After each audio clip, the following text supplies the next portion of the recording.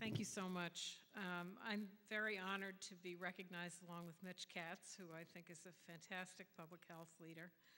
And I'm particularly honored to be honored by you because you're not my usual crowd. So thank you so much for that. You have a great list of past honorees. Patty Gabeau, I actually am going to mention in my talk. I want to thank my friends for coming. And I want to thank you for recognizing me and NCQA, all of you that I don't know.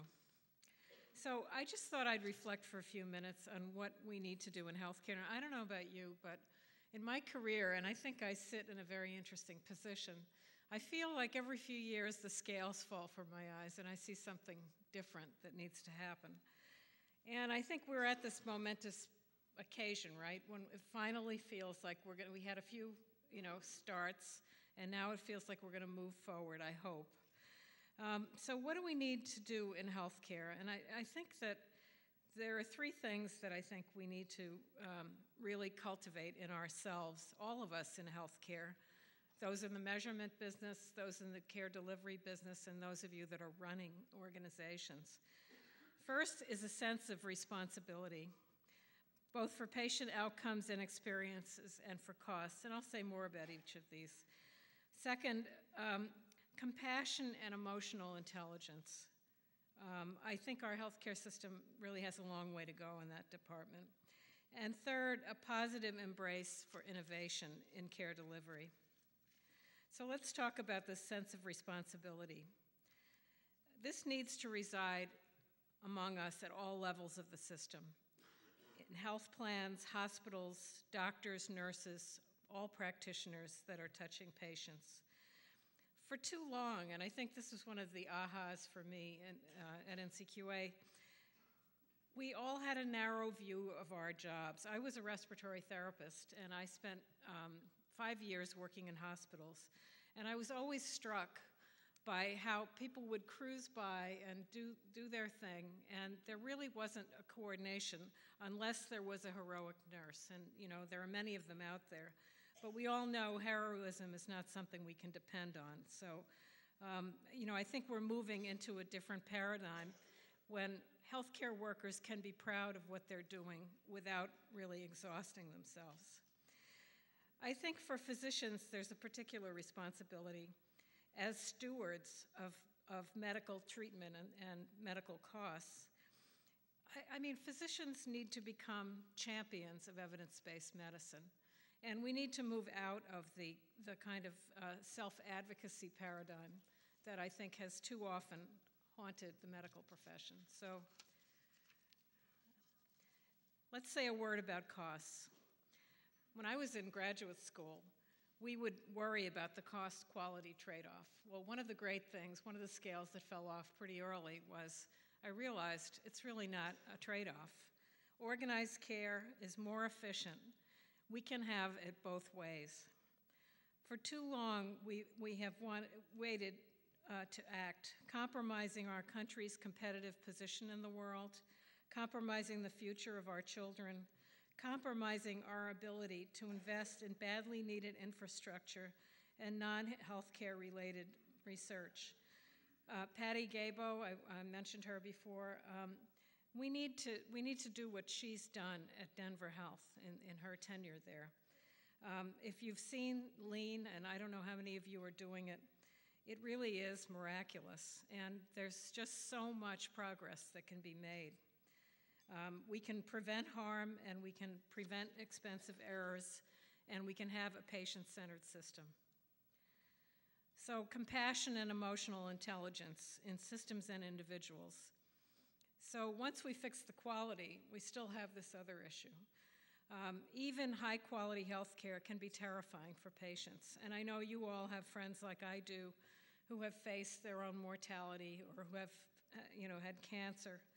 And we need to be able to have a system where we put ourselves, all of us put ourselves, in the place of the patient, look through her eyes, prepare her for what she's facing, and hold her hand through it. Patients have a lot to teach us, and the best systems listen and learn. Our healthcare workers need support too. In training, they need to see kindness and positive behavior as the paradigm and to see it rewarded professionally. On the job, we need to provide them working conditions that support them in their own well-being. It's the only way that caregivers can really give care is if they care for themselves. So this is all possible, and another example of a great place that I've visited is Griffin Hospital in Derby, Connecticut, which is a plane tree hospital. And I don't know how many of you have had the privilege of walking through that place, but it's a completely different paradigm, and you can feel the patient-centeredness. You can feel the pride of the people that work in the hospital, even the custodial workers. There's a different feeling in the place, and I think that they provide a fantastic example. We all know stressed workers make mistakes, and they have a hard time mustering the compassionate, caring attitude that people need when they are sick, or even that well people need when they're scared and they're getting a test. We need a positive embrace of innovation in care delivery. Yes, we need new payment models. Yes, we should not lose money when you keep a heart failure patient out of the hospital, when you do a telephone or email visit that's actually much more convenient for the patient, or when you teach the patient to track their numbers on an app.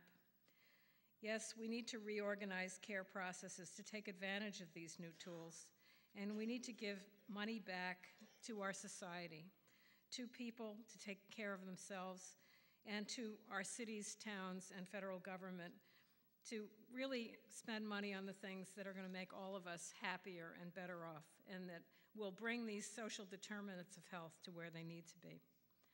So those are some very not sketchy, but very high-level reflections, and I just want to close by thanking people. So there are too many people for me to thank, but I want to, first of all, recognize the wonderful people who work at NCQA, who have worked tirelessly throughout my 22 years there, and who are so proud of our mission. I particularly want to call out Esther Emard, who is retiring from NCQA at the end of this year and who has helped us really build ourselves into, I think, a world-class organization. And I have a wonderful leadership team, several of whom are here tonight. And also Wan Vong, who's been with us for 15 years and came to us as a child and is now has moved up steadily. I want to thank my daughters who couldn't come tonight. They told me only one award ceremony this year. I got another award from Hopkins this year. So, and then I want to say a few words about Gail Warden, who worked with me to launch NCQA, and who mentored me and who believed in me before I believed in myself. I am deeply grateful to Gail. And Gail has mentored many people in healthcare, and I can't think of anybody that has played a more substantial role. So getting the award with his name on it means the world to me, so thank you. And finally, I want to thank all the people in healthcare who work to make quality better. Thank you for your vision, your grit and determination, and your ingenuity. NCQA has held up a mirror, and we are proud of that, but it's the efforts of people in health plans, in hospitals, in medical practices, large and small, who have done the hard work of changing the system. We have a long way to go, but the journey has begun.